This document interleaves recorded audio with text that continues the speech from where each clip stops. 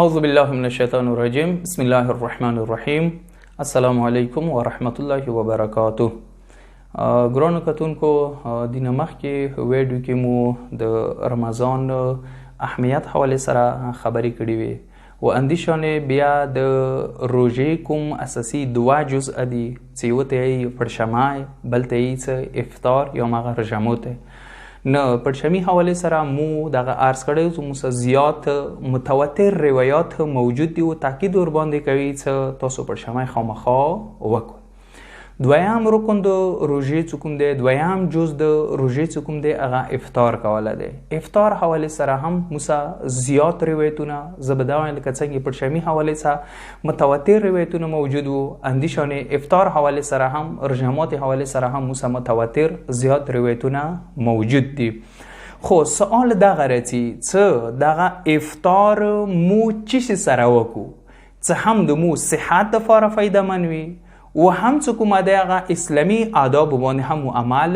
کړی وي. نو مو سره روایاتو کې 15 شیونه داسې میلاویږي چې کچېرې هغه 15 شیونه یو شي سره هم تاسو افطار وکړئ، هم به تاسو صحت باندې اثر شوي و هم چې کومه د ثواب زیاته د آداب اسلامي په مطابق باندې دی، روایاتو په مطابق باندې دی. هغه 15 شیونه کوم دي زه مختصر د ټول مسر روایت موجودي بلکې څو روایت موجودي چې زه مختصر غواړم ذکر کوم. 15 شیونه اول چې کومه ده تازه خرما، یعنی کچېرې ته تازه خرما ملوي، اول تازه خرما سره پکور ده افطار وکړ رجموت وکړ. کچېرې تازه خرما نه ملوي وچ خرما، دویم نمبر کې وچ خرما.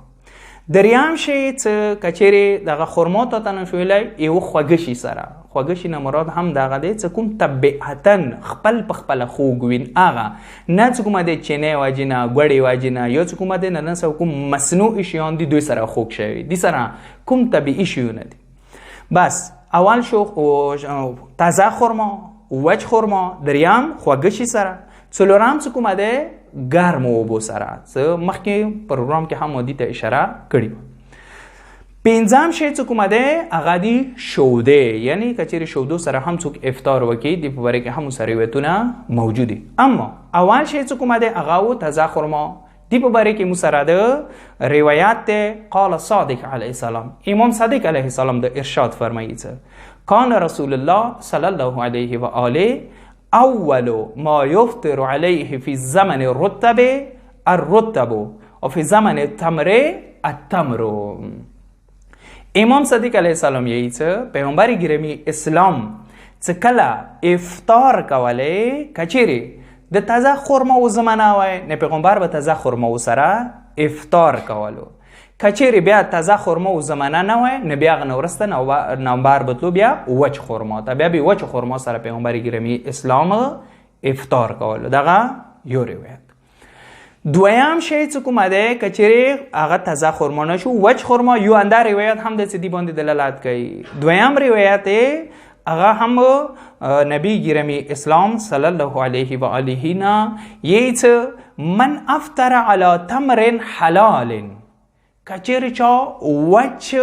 حلال خرما سره افطار وکړلو، روژه ماته کړله،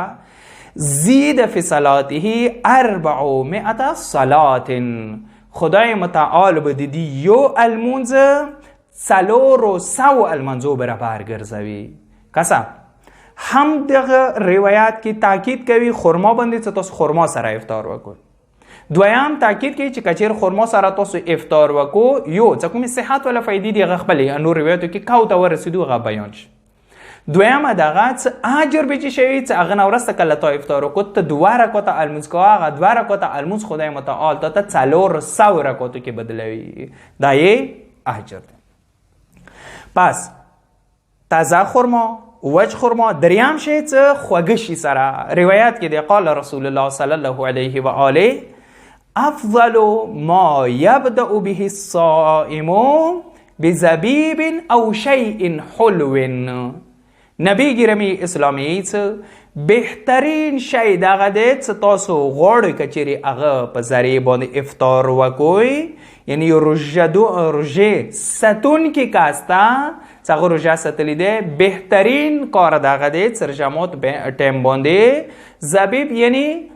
کشمش یعنی ممیز متوسط پښتو کې وته یو ممیز سره افطار وکي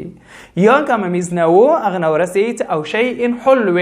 یو خوږ شي سره خوږ شي سره ابتدا وکي چې هغه افطار سره وکي زندګي کې دغه عرض وکم کسا نن سبا کومې بیماریان دي چې ډیر زیات هم خلک تقریبا زیات زبده ته وایم چې کله د 40 سال نه 40 کال عمر پورته شي نو خود به خود ځنې بیماری انسان سره همراه کیږي اکثریت خلک هم هغه کې مبتلا دي چې هغه نه یو د شوګر بیماری ده هغه کسان چې هغه شوګر ده هغه په دغه شي خپېږي یعنی چې کله یو انسان کله ټول ورځې روژه ولري خود به خود د هغه شوګر کمیږي چې کله د هغه شوګر کم شولو نه یې چې خوږ شي سره کچېرې ته افطار وکړي خو کم مقدار کې چې هغه طبیعتا خوږ وي نه چې مثلا چینی وجې نه خوږ شوي هغه سره چې کله ته افطار وکړي ته هغه شوګر خپل ځای ته راځي ته معده خوراک ته برابرېږي هغه نور ته خوراک ښه کولی شي لذا ځکه د حدیث کې هم یایي چې تاسو خوږ شي سره افطار وکړئ اگر چې دی باره کې مو سره هم نور روایت هم موجود وي په هر حال هغه څلورم شي ته رسو هغه د ګرمې اوبه دي ته ښه توجه وکړو دا ډېر اگر چې ټول روایتونه تاکید کوي او ټول روایتونه خروغ دي خو دغه روایت کې د اوبو والا کوم فواید دي جسم دپاره هغه ښیي امام صادق علیه السلام یایي چې کان رسول الله صلی الله علیه و آله اذا افطر بدأ بحلوا امام صادق علیه السلام که چیرې افطار کوله خوږ شي نبی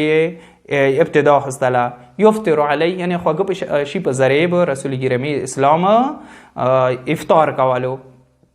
او تمرات یا به کومه د روایت کې نور شي نشته دي یا چې بیا به خرما په ذریعه سره به کومه د ابتدا کوله فاذا اور ذلك كله کچېرې دغه شی کې یو شی هم ته میلاو نشوي خرما نشوه میلاو تازه خرما نه وای وچ خرما نه وای خوږ شي نه نشوه ته میلاو هغه نو رسته چې فما ان فاطر وكان يقول ينقي المعده والكبد رسول گرامی اسلام یی چې کچېرې خوږ شي نه خرما ده نشوه ته ویلا نه ګرم اوبو سره به هغه افطار کول او دا شانتې به ویلا چې دغه ګرمې اوبه د انسان معده صفا کوي د انسان چې کوم کبد دی یعنې هغه صفا کوي د انسان خولې نه د روژې وجې نه کوم بد بوی راځي هغه بد بوی ختم کوي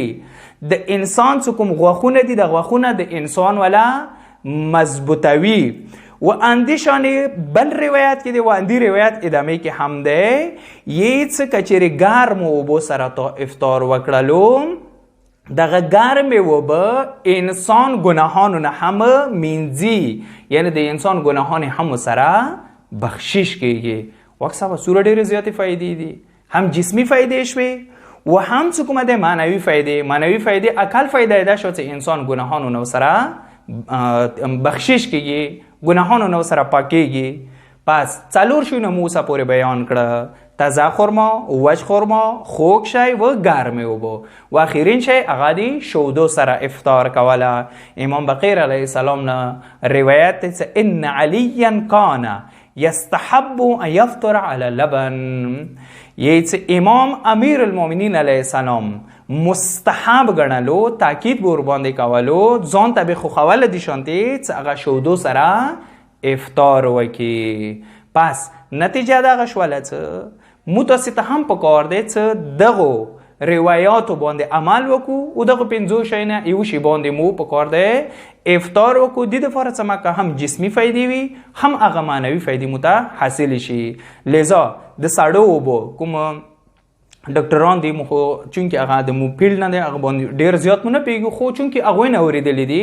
هغوی چې کوم تخصص دی هغوی دي شانتې سړې اوبه سره افطار کوله بدن ته شدت سره ضرر لري و اندیشانې د کوم ذکر کو دوی نه علاوه که ځینې شونو سره افطار وکړي کیدای شي هغه انسان ته به ضرر لري نه لذا شرباتو نه سړو اوبو نه یخو نه روژې ټایم کې افطار کولو نه پرهیز وکړئ بلکې دغو شی سره که تاسو افطار وکړو هم صحت دپاره فایدهمند دی همې ثواب زیاته الله د موږ ته دغو میاشتو کې